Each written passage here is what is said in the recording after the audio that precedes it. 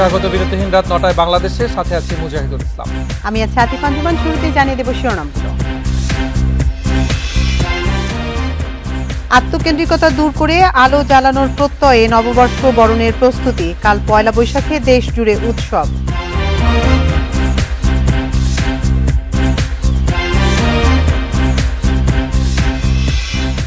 নতুন বছর বরণে কিশোরগঞ্জে 14 কিলোমিটার রাস্তায় বর্ণিল আলপনা, 650 শিল্পীর অংশগ্রহণ।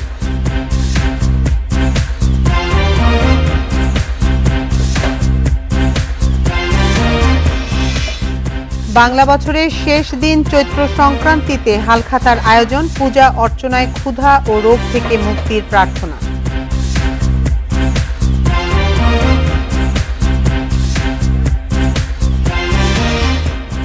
বাংলা বছরের শেষ দিন চৈত্র সংক্রান্তিতে হালখাতার আয়োজন, পূজা অর্চনায় ক্ষুধা ও রোগ থেকে মুক্তির প্রার্থনা।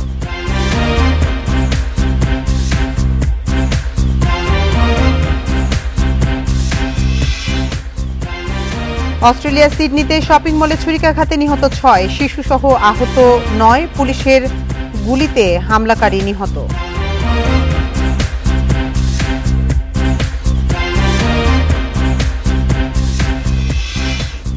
শিরোনাম শুনছিলেন, এবার বিস্তারিত। দূর করো আত্মকেন্দ্রিকতা, আপনি জালো এই তো আলো। এই প্রত্যয় নিয়ে এবার বরণ করা হবে বাংলা নতুন বছর। রাজধানীতে রমনার বটমূল থেকে চারুকলা প্রাঙ্গণ পর্যন্ত সব জায়গায় চলছে বর্ষবরণের শেষ মুহূর্তের প্রস্তুতি। আগামীকাল নববর্ষের আনন্দে মেতে ওঠার অপেক্ষায় সবাই। বৈশাখের প্রথম দিন ভোরের আলো ফুটতেই আহির ভৈরব রাগে বাঁশির সুরে স্বাগত জানানো হবে নতুন বছর।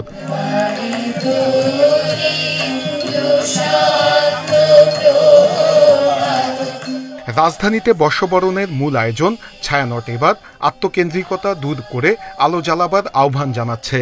প্রতিবারের মতো এবারও রমনা বটমূলে সুরের মূর্ছনায় বর্ষবরণ করবে ছায়ানট। প্রতি বছরের মতো শুরু করবো শোয়াছটায় একদম, এবং সেই শোয়াছটায় বাঁশির সুরে আহির ভৈরব লাগে বাঁশি বাজবে, সেই বাঁশির সুরে শুরু হবে কালকে সকালটি, এবং তারপরে ক্রমাগত সমবেত গান, একক গান এই পরিবেশনের মধ্যে দিয়ে আমাদের প্রায় 30টির মতো গান আমরা পরিবেশন করব।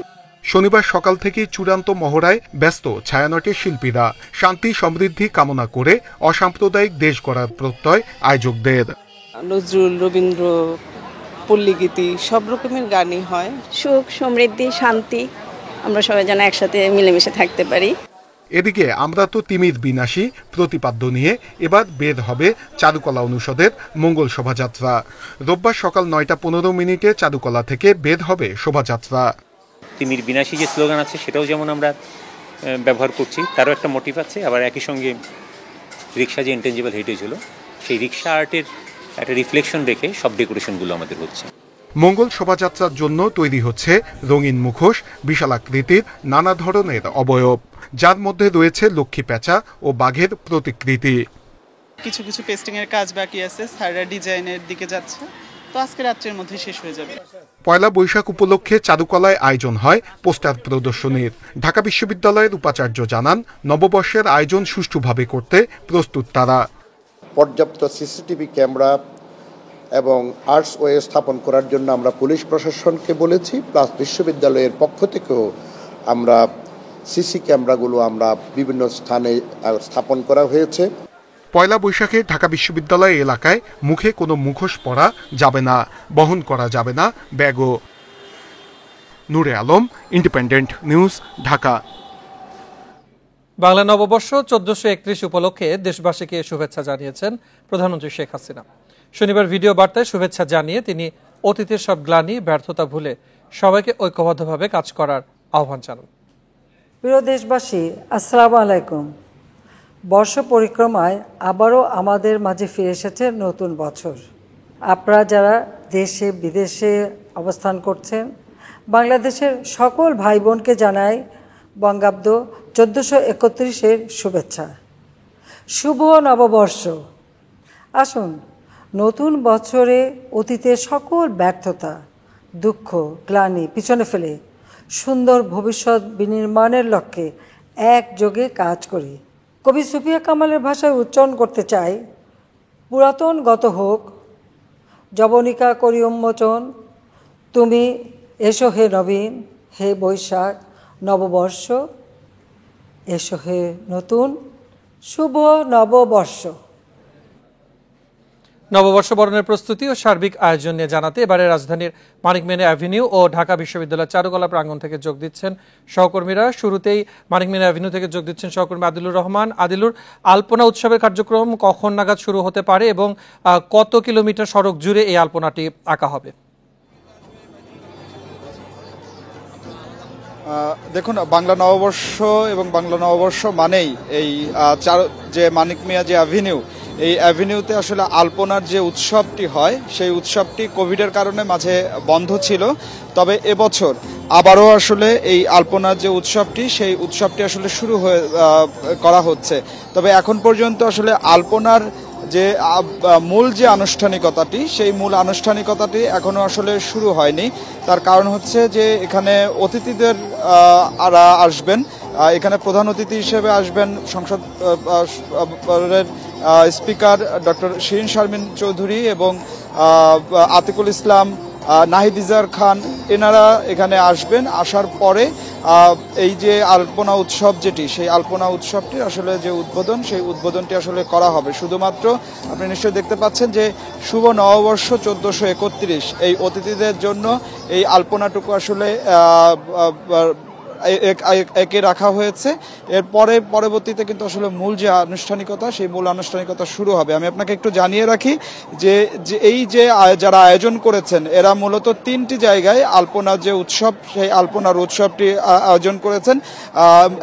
কিশোরগঞ্জের মিঠামইন, সেই মিঠামইনে 14 কিলোমিটার এবং সংসদ ভবনের সামনে 2 কিলোমিটার এবং খুলনায় 1 কিলোমিটার, এই 17 কিলোমিটার মোট যে আলপনা, সেই আলপনার আঁকা হবে। এবং এই আলপনা যে উৎসব, সেই আলপনা উৎসবটিকে যাতে গ্রিনেস ওয়ার্ল্ড বুকে ঠাঁই পায় সেই কারণেও কিন্তু আসলে যে আবেদন, সেই আবেদনটি আসলে করা হবে। আপনাকে একটি তথ্য জানিয়ে আসলে শেষ করতে চাই যে মানিক মিয়া অ্যাভিনিউতে যে আলপনা উৎসব এবং আলপনা আঁকা হবে, এখানে 500 জন শিল্পী তারা অংশ নেবে এবং সাধারণ মানুষও কিন্তু আসলে চাইলে আলপনা আঁকতে পারবেন।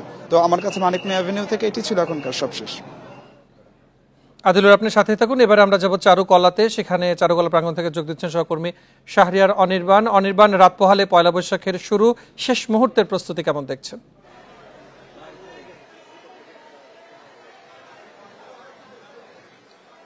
দেখুন, রাত পোহালেই বাংলা বঙ্গাব্দ 1431 শুরু হবে।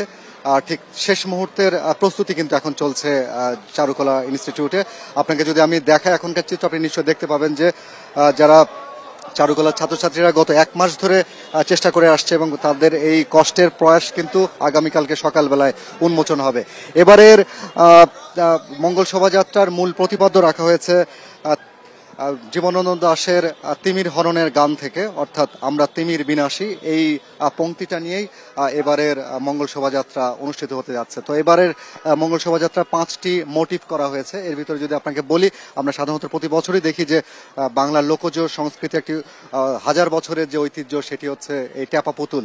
এই ট্যাপা পুতুলের পাশাপাশি আমাদের জাতীয় পাখি থেকে শুরু করে শুভর যে বার্তা, অর্থাৎ এই পায়রা, সে পাখি একটি পায়রা রাখা হয়েছে একটি ভোদর, যে ভোদর আমাদের একটা সময়ে খাল বিল বিভিন্ন জলাশয়ে পাওয়া যেত, কিন্তু সে ভোদর এখন কিন্তু অনেকখানি বিলুপ্তি হয়ে গেছে। আছে হাতিটাও আমাদের প্রকৃতি এবং বনাঞ্চলে বেশ একটা সময় ছিল, কিন্তু সে হাতিও এখন বিলুপ্তির মুখে। তো এই 2টি প্রাণী সহ 4টি মূলত প্রাণীদের নিয়ে এবং মোটিভটা করা হয়েছে। পাশাপাশি একটি গাজীর পটে যে আমরা যে চিত্রটি দেখি, আশা, গাজীর হাতে যে আশাটি থাকে, সেই আশার প্রতিকৃতি হিসেবে একটি ঘূর্ণায়মান চক্রাকার একটি আশা তৈরি করা হয়েছে। চারুকলা কর্তৃপক্ষের পক্ষ থেকে আমাদেরকে জানানো হয়েছে আগামীকাল সকাল ঠিক 9:15টার সময় চারুকলা ইনস্টিটিউটের মূল ফটক থেকে মঙ্গল শোভাযাত্রা শুরু হবে এবং এটি শাহবাগ হয়ে ঢাকা ক্লাব, শিশু মেলা এবং পাশাপাশি দোয়েল চত্বর হয়ে আবার এটি টিএসসি চত্বরে ফিরে আসবে।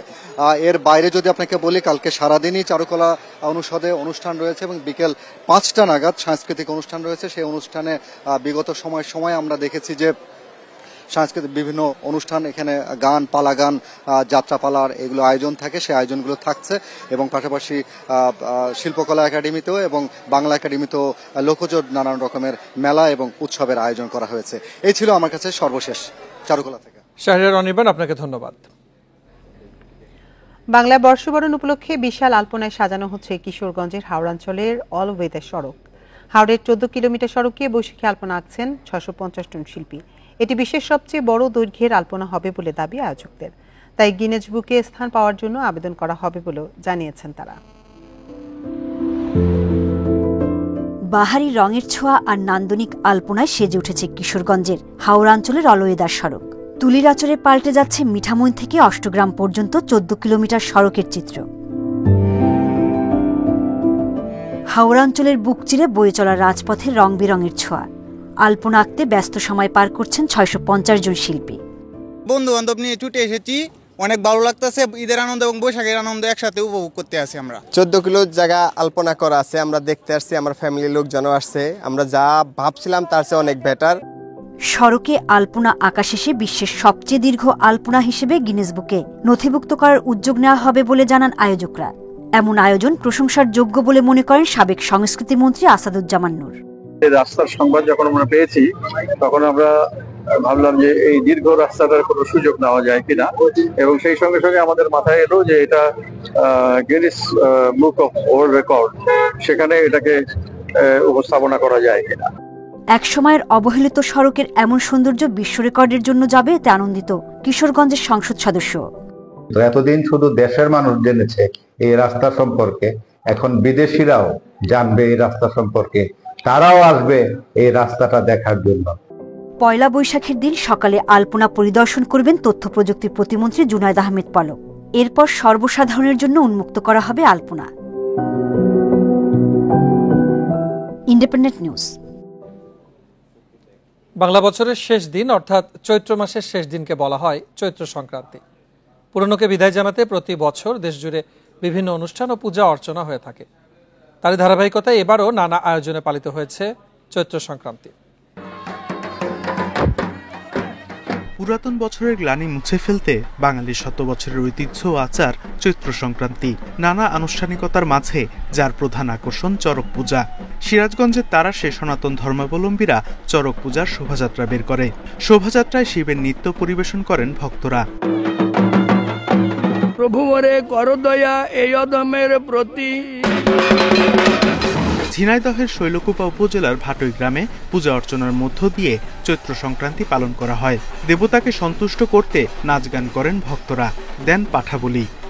আমাদের মূল মেরুদণ্ড, তাই আমরা শিবের পূজা করি বা শিবকে নিয়ে আজকে আগুন ভেঙে ভোগ দিয়ে নীল পূজা করে আমরা অনুষ্ঠানটা সমাপ্ত করি। আবহমান বাংলার ইতিহাস ঐতিহ্যের অংশ আমাদের এই চড়ক পূজা।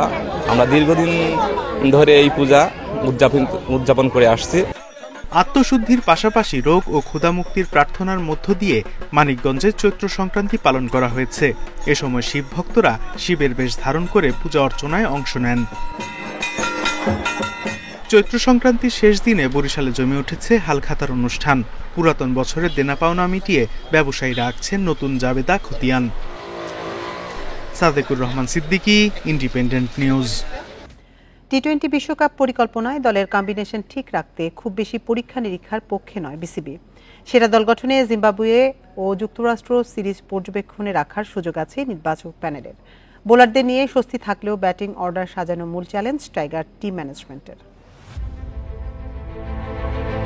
ঈদের ছুটি শেষ হতেই টাইগারদের ব্যস্ততা শুরু ডিপিএল দিয়ে। এরপর জিম্বাবুয়ে সিরিজ, শান্ত হাথুরুর পরিকল্পনায় টি-20 বিশ্বকাপ।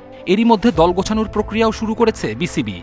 27 থেকে 30 জন করে রাখা হচ্ছে এবং টিম যখন দেখা যাবে যে এর মধ্যে থেকে যারা ফাইনাল 15 যেটা হবে সেটা আমরা পরে জানতে পারবে। বিশ্বকাপে 15 সদস্যের দল গঠনে নির্বাচকদের মাথায় থাকবে সেরা কম্বিনেশন নিশ্চিত করা। দল ঘোষণায় আইসিসির ডেডলাইন 1 মে হলেও স্কোয়াডে পরিবর্তনের সুযোগ থাকবে 25 মে পর্যন্ত। সেক্ষেত্রে জিম্বাবুয়ে ও যুক্তরাষ্ট্রের বিপক্ষে টি-20 সিরিজে বাড়তি নজর রাখবে নির্বাচক প্যানেল। কিছু জিনিস স্ট্র্যাটেজিক কারণে হতে পারে, বাট ডেফিনেটলি আমরা ফোকাস করার চেষ্টা করবো যে মূল দলটাকে এই ম্যাচগুলো খেলার সুযোগ দেওয়ার জন্য। প্রধান নির্বাচকের এমন মন্তব্য পরিষ্কার বার্তা দেয়, ওয়ানডে বিশ্বকাপে অতি পরীক্ষা নিরীক্ষার ফল ছিল ব্যর্থতা। সেই ভুল পথে আর হাঁটতে চায় না ম্যানেজমেন্ট। টি-20 বিশ্বকাপ দলে সাকিব, শান্তদের সঙ্গে শ্রীলঙ্কা সিরিজে দারুণ পারফর্ম করা জাকের, রিশাদের থাকা নিশ্চিত। ব্যাটিং লাইন আপে শক্তি বাড়াতে সৌম্য আর বিপিএলে দারুণ পারফর্ম করা তানজিদ তামিম থাকবেন বিবেচনায়। বিশ্বকাপ স্বপ্ন শেষ এবাদতের, তবে সমৃদ্ধ পেস অ্যাটাকে তাসকিন, মুস্তাফিজ, শরীফুল, তানজিম সাকিবরা বড় ভরসা ম্যানেজমেন্টের। সবশেষ হাথুরুকে নিয়ে খালেদ মাহমুদের মন্তব্যে অস্থিরতা বেড়েছে টাইগার ক্রিকেটে। সেই ক্ষেত্রে ড্রেসিং রুমের পরিবেশ ঠিক রাখার চ্যালেঞ্জও থাকছে বিসিবির। হয়তো আমি তো বড় কোচ না, হয়তো এত কিছু জানিও না ক্রিকেট নিয়ে, বাট তারপর আমি মনে করি যে আই হ্যাভ আ রেসপেক্ট, আর আমি মনে হয় যে সে রেসপেক্ট আমি লাস্ট ওয়ার্ল্ড কাপে পাইনি একদমই। জিম্বাবুয়ে সিরিজের আগে হবে টাইগারদের ফিটনেস ক্যাম্প। হেড কোচের সাথে আলোচনার পর বিশ্বকাপ পরিকল্পনা চূড়ান্ত করবে বিসিবি। কপিল পাল, ইন্ডিপেন্ডেন্ট নিউজ। তাপপ্রবাহ থাকবে নববর্ষের দিনও। আগামী 3 দিন দেশের কোথাও বৃষ্টির সম্ভাবনা নেই বলে জানিয়েছে আবহাওয়া অধিদপ্তর। গত 24 ঘন্টায় দেশের সর্বোচ্চ তাপমাত্রা ছিল রাঙ্গামাটিতে 39 ডিগ্রি সেলসিয়াস। ঢাকায় সর্বোচ্চ তাপমাত্রা ছিল 36.9 ডিগ্রি সেলসিয়াস। শনিবার সকাল থেকে রাজধানীতে তপ্ত রোদ, বেলা বাড়ার সঙ্গে সঙ্গে তেতে ওঠে সূর্য। গরম বাড়ার প্রভাব স্পষ্ট হয়ে ওঠে জনজীবনে। তাপমাত্রার তীব্রতা থেকে হাফ ছেড়ে বাঁচতে চান সবাই। অস্বস্তির কারণ আগের থেকে অনেকটা বেশি, এখন গরমের তাপমাত্রাটা আগের থেকে বেশি। গরমের তাপমাত্রাটা একটু অতিরিক্ত বেশি, বাচ্চাদের নিয়ে ঘোরাফেরার মধ্যে স্বস্তি পাইতেছি না। খুবই গরম, বাসার থেকে বেরোতে পারতেছি না, কাজের কারণে বেরোতে হয়েছে। আবহাওয়া অধিদপ্তর জানিয়েছে সারা দেশে মৃদু থেকে মাঝারি তাপপ্রবাহ চলছে। এই অবস্থা থাকতে পারে আরও 3 দিন। ময়মনসিংহ ও সিলেট বিভাগ বাদে বাকি অংশগুলোতে মৃদু থেকে মাঝারি ধরনের তাপদাহ চলছে এবং সেই তাপদাহ আরও 2 থেকে 3 দিন এখন পর্যন্ত আমাদের যে প্রেডিকশন সে অনুযায়ী অব্যাহত থাকার সম্ভাবনা আছে। আপাতত বৃষ্টিপাতের ওই ধরনের সম্ভাবনা এই কয়েকদিনের ভিতরে নেই। সেই অনুযায়ী কিন্তু আমরা হিট অ্যালার্ট জারি করেছি সারা দেশের উপর। আগামী কয়েকদিন নতুন নতুন অঞ্চলে বিস্তৃত হতে পারে তাপপ্রবাহ। তাপমাত্রা উঠতে পারে 40 ডিগ্রি সেলসিয়াসের উপরে। তবে 16 এপ্রিলের পর বৃষ্টির সম্ভাবনা আছে কিছু কিছু জায়গায়। Mohammad Omar Faruk, independent news, Dhaka. আর এই ছিল এখনকার সংবাদ।